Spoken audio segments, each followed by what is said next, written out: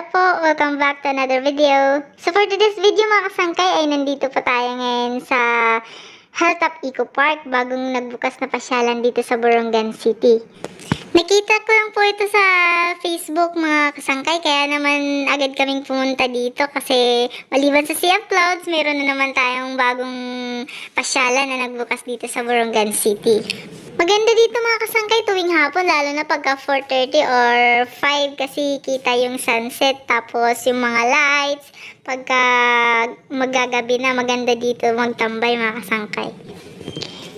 Ito po yung hagdanan niya mga kasangkay, 150 plus steps po ito mga kasangkay. Dahan-dahan lang tayo sa pag-akyat kasi madulas po, ilang araw na kasing umuulan dito sa amin. Kaya mag-iingat po tayo sa pag-akyat sa taas. Ang kagandahan dito mga kasangkay kasi malapit lang po ito sa city. Dito lang po yan sa Tabok, Borongan City, Eastern Samar.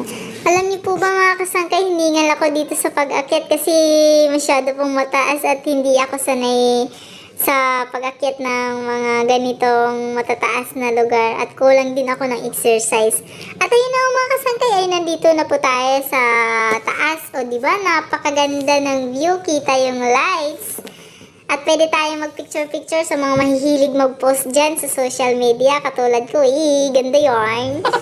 At maganda rin dito mag-banding kasama ang mga mahal nyo sa buhay mga kasangkay. Kasi meron po dito karaoke at pwede tayo magkantahan. 40 pesos na po ang entrance fee mga kasangkay. Tapos, sa ngayon, wala pa silang restaurant or coffee shop dito kasi bago lang. Next year pa daw po mag-o-open sila. Kaya, ang available lang po na mga snacks ay junk foods lang po at mga soft drinks mga kasangkay. Dito naman po sa area na ito mga kasangkay, pwede po kayo mag-propose dyan sa mga may partner dyan mga kasangkay. Baka gusto nyong dalhin dito yung mga mahal nyo sa buhay kasi talagang magugustuhan nila dito kasi napakaganda talagang lugar na to. Perfect place for lovers and maganda yung ambience, presko yung hangin. Masaya dito mga kasangkay kasi nakakawala ng stress, char.